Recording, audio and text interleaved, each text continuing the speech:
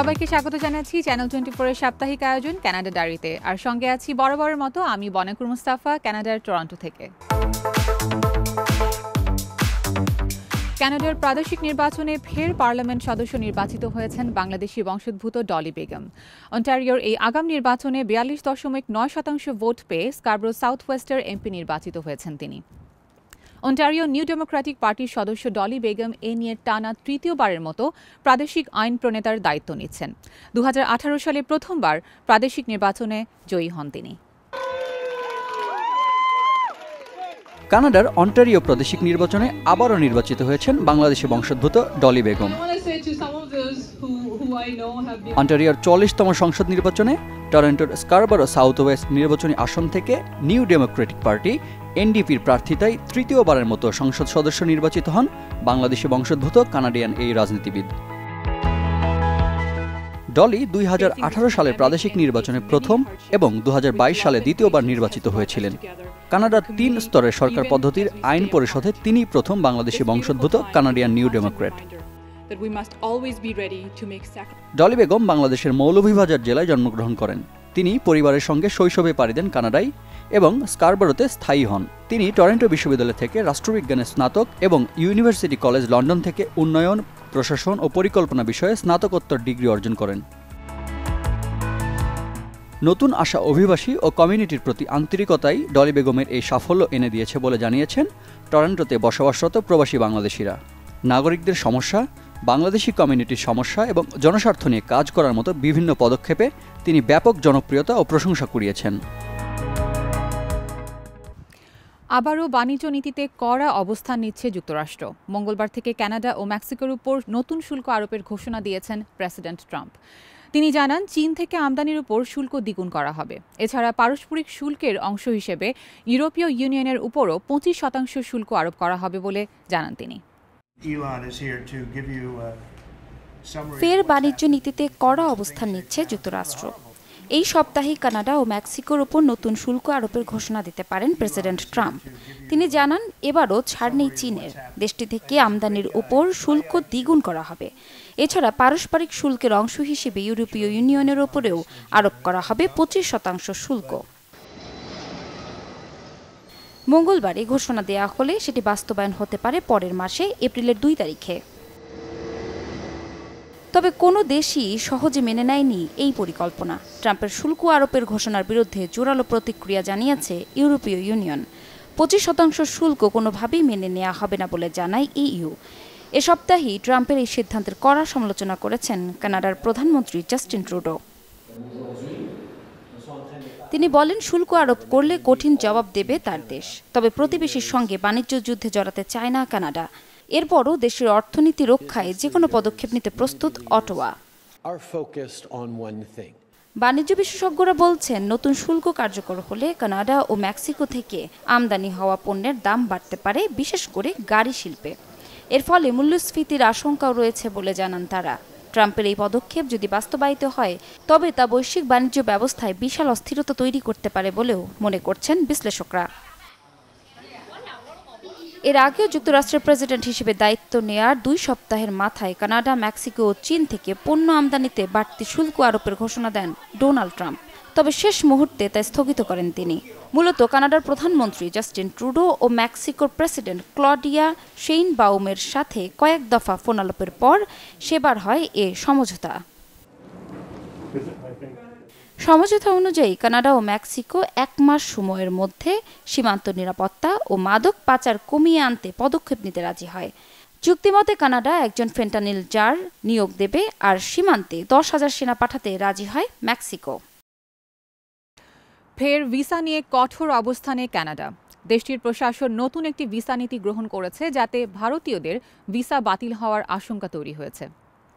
খালিস্তানি বিতর্কের পর ভারত এবং কানাডার মধ্যে সম্পর্কের উত্তপ্ত পারদ প্রভাব ফেলছে দেশটির অভিবাসন নীতির উপর। বর্তমানে কানাডায় প্রায় 4,27,000 ভারতীয় শিক্ষার্থী অধ্যয়নরত। কানাডার নতুন অভিবাসন নীতির কারণে অনিশ্চিত ভবিষ্যতের দিকে হাঁটছেন তারা।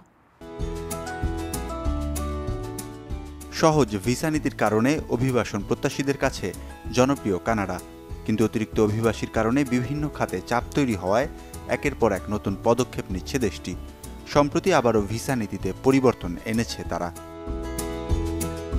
নতুন নীতিতে দেশটির সীমান্ত কর্মকর্তাদের দেওয়া হয়েছে ভিসা বাতিল ও পরিবর্তন করার ক্ষমতা। নীতি অনুযায়ী সীমান্ত কর্মকর্তারা বাতিল করতে পারবেন শিক্ষার্থী ভিসা ও কাজের অনুমোদনও।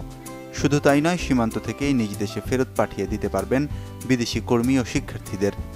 এ নিয়মের কারণে দেশটিতে স্থায়ীভাবে বসবাসের জন্য আবেদন করার ক্ষেত্রেও জটিলতা তৈরি হবে বলে মনে করছেন বিশ্লেষকরা। চলতি মাস থেকে এই নীতি কার্যকর হবে বলে জানানো হয়েছে।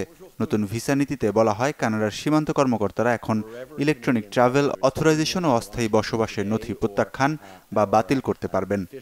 এছাড়া কাজের অনুমতি ও শিক্ষার্থী ভিসাও বাতিল করতে পারবেন তারা। তবে কিছু বিশেষ শর্ত পূরণ করতে না পারলেই তারা এমন সিদ্ধান্ত নিতে পারবেন বলে জানা গেছে। এর মধ্যে একটি গুরুত্বপূর্ণ শর্ত হলো, যদি একজন কর্মকর্তার মনে হয় সংশ্লিষ্ট ব্যক্তি ভিসার মেয়াদ শেষ হওয়ার পরও কানাডা ছাড়বেন না, তবে তারা সেই ব্যক্তির ভিসা প্রত্যাখ্যান বা বাতিল করতে পারেন। এই নিয়মের আওতায় রয়েছেন এরই মধ্যে কানাডায় বসবাস করছেন এমন অভিবাসীরাও।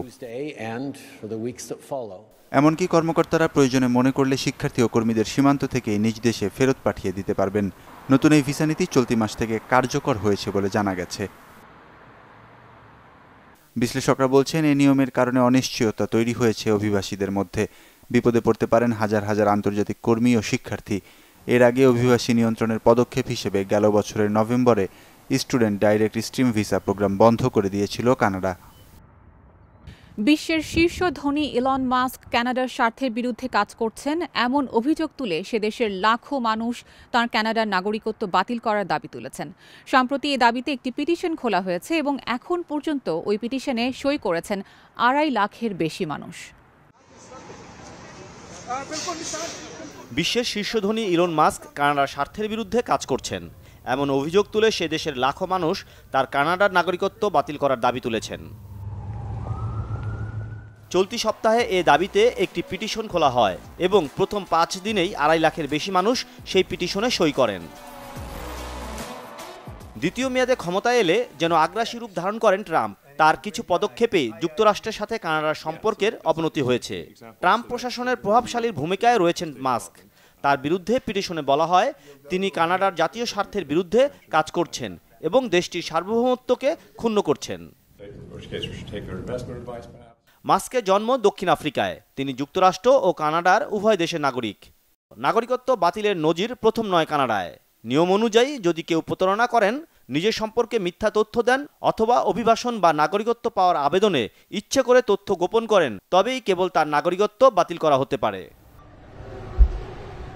মাস্কের কানাডার নাগরিকত্ব বাতিলের দাবি ওঠার পর ধনকুবের মাস্ক নিজের মালিকানায় থাকা সামাজিক যোগাযোগ মাধ্যমে এক্সে এক পোস্ট লেখেন, কানাডা সত্যিকারের দেশ নয়, যদিও পোস্টটি পরে মুছে ফেলা হয়। পিটিশনটি মূলত প্রতীকী এবং এর কোনো আইনি জোর নেই, কিন্তু কানাডায় যদি কোনো পিটিশনে অন্তত 500 মানুষ সই করেন এবং কানাডার পার্লামেন্টের অন্তত একজন সদস্যের সমর্থন পায়, তবে সাধারণত সরকার সেটি বিবেচনায় নেয়। ব্রিটিশ কলম্বিয়ার এক লেখক ওই পিটিশন উত্থাপন করেন। নিউ ডেমোক্রেটিক পার্টির পার্লামেন্ট সদস্য চার্লি আনগুস পিটিশনে অনুমোদন দিয়েছেন। বিশ্বের যে কোনো দেশের মতো গেল সপ্তাহটি বাংলাদেশের জন্য ছিল ঘটনাবহুল। চলুন দেখে আসি 7 দিনে বাংলাদেশে ঘটে যাওয়া আলোচিত কিছু খবর। গণঅভ্যুত্থানের পথ ধরে দেশের রাজনীতিতে তরুণরা লিখে এক নতুন অধ্যায়। বাংলাদেশে জন্ম নেয় নতুন এক রাজনৈতিক দল, জাতীয় নাগরিক পার্টি, যার নেতৃত্বে আছেন জুলাই আগস্ট আন্দোলনে নেতৃত্ব দেয়া তরুণরা। আর এই নতুন রাজনৈতিক দলের আত্মপ্রকাশ অনুষ্ঠানের আয়োজন করা হয় রাজধানীর মালিক মিয়া এভিনিউতে, যেখানে যোগ দেন আমন্ত্রিত বিভিন্ন রাজনৈতিক দলের নেতারা। তরুণদের পাশাপাশি প্রবীণরাও অংশ নেন, যোগ দেন জুলাই আগস্ট আন্দোলনে আহতরা। জাতীয় নাগরিক পার্টি দলের আত্মপ্রকাশের আগে বক্তব্য রাখেন নেতৃত্বে আসা তরুণরা। বলেন, গণতান্ত্রিক প্রক্রিয়ায় সংসদে যাবার জন্য তাদের এই উদ্যোগ। বিভাজনের রাজনীতি থেকে একতার রাজনীতি করবে নতুন দল। তরুণরা স্বপ্ন দেখে আগামীর বাংলাদেশ এক নতুন সংবিধানের মাধ্যমে পরিচালিত হবে। বক্তারা বলেন, রাজনৈতিক দলগুলোর মধ্যে প্রতিহিংসা না করে সুষ্ঠু প্রতিযোগিতা থাকা উচিত। কোনো একটি বিষয়ের পক্ষে বিপক্ষে কথা থাকবে, যুক্তি তর্ক থাকবে, কিন্তু দিন শেষে যেটা দেশের জন্য, দেশের মানুষের জন্য মঙ্গলকর, আমরা সবাই যেন সেটাতে ঐক্যবদ্ধ হতে পারি। আমরা স্পষ্ট করে বলতে চাই, এই সংসদে কে যাবে সেটি নির্ধারণ করবে বাংলাদেশের খেটে খাওয়া জনতা। নতুন এই দলের আহ্বায়ক কমিটি 151 সদস্যের, যার নেতৃত্বে থাকছেন নাহিদ ইসলাম, আক্তার হোসেন। একটা সুড়ঙ্গের মতো একটি জায়গা এবং ধারণা করা হচ্ছে যে ঠিক এখান দিয়ে এভাবেই টঙ্গীর মাজার বস্তিতে মিলে চাঞ্চল্যকর তথ্য। ঘরের মধ্যে গোপন সুড়ঙ্গের খোঁজ মিলে। যৌথ বাহিনীর অভিযানে মিলেছে এই গোপন সুড়ঙ্গের সন্ধান। মাদক কারবারিদের অভয়ারণ্য। স্থানীয়রা জানান, এই বস্তিটি দীর্ঘদিন ধরে মাদক কারবারিদের অভয়ারণ্য। শুধু বিক্রি নয়, মাদক সেবনের আখড়ায় পরিণত হয়েছিল মাজার বস্তি। চলতি সপ্তাহেই সেখানে সাঁড়াশি অভিযান চালায় যৌথ বাহিনী। পুলিশকে জানালেও মেলেনি। এলাকাবাসীর অভিযোগ, বস্তির মাদকের বিষয়টি থানা পুলিশকে জানালেও মেলেনি প্রতিকার। এমন অভিযান অব্যাহত রাখার দাবি তাদের। নাহিয়াবা খাইলে খারাপ, আমাদের যে কলেজে পুরাবানের দিকে আসে যায়, এটি খারাপ। আমার কাছে খুব ভালো লাগছে। আমরা চাই এইভাবে শান্তি শৃঙ্খলা বজায় রেখে আমরা চলতেছে, আমরা বুক ফুলে আসতে পারবো। অভিযানে বিভিন্ন ঘর থেকে উদ্ধার করা হয় দেশীয় অস্ত্রসহ বিপুল মাদকদ্রব্য। আটক করা হয় অন্তত 60 জন মাদক কারবারি সহ চিহ্নিত সন্ত্রাসী। অভিযানে নেতৃত্ব দেয়া নির্বাহী ম্যাজিস্ট্রেট রায়হানুল ইসলাম জানান, শুধু মাদক কারবারি নয়, বিভিন্ন মামলার এজাহারভুক্ত আসামি বস্তিতে আত্মগোপনে ছিল। আমরা বেশ কিছু বিভিন্ন ধরনের মাদকদ্রব্য এবং উদ্ধার করেছি এবং সেই সাথে দেশীয় অস্ত্রশস্ত্র যেগুলো সন্ত্রাসী কর্মকাণ্ডের সাথে ব্যবহৃত হয় এবং সংশ্লিষ্ট চিহ্নিত বেশ কিছু সন্ত্রাসী এবং আমাদের মাদকসেবী, মাদক ব্যবসায়ী এই সংশ্লিষ্ট আমরা লোকজনকে আটক করেছি। গাজীপুরের 33টি বস্তির মধ্যে 17টি এই টঙ্গী এলাকায়, যার বেশিরভাগেই বিভিন্ন অপরাধ কর্মকাণ্ড চলার অভিযোগ রয়েছে। দর্শক, কানাডা ডায়েরির এবারের আয়োজনে ছিল এতটুকুই। দেখা হবে আবারও সামনের সপ্তাহে একই সময়ে চ্যানেল 24-এর পর্দায়। সে পর্যন্ত সবাই ভালো থাকবেন। আর কানাডা ডায়েরি সম্পর্কে আপনাদের যে কোনো মতামত জানাতে আমাদের সঙ্গে সরাসরি যোগাযোগ করতে পারেন canadadiary@channel24bd.tv এই ঠিকানায়। ধন্যবাদ সবাইকে সঙ্গে থাকার জন্য।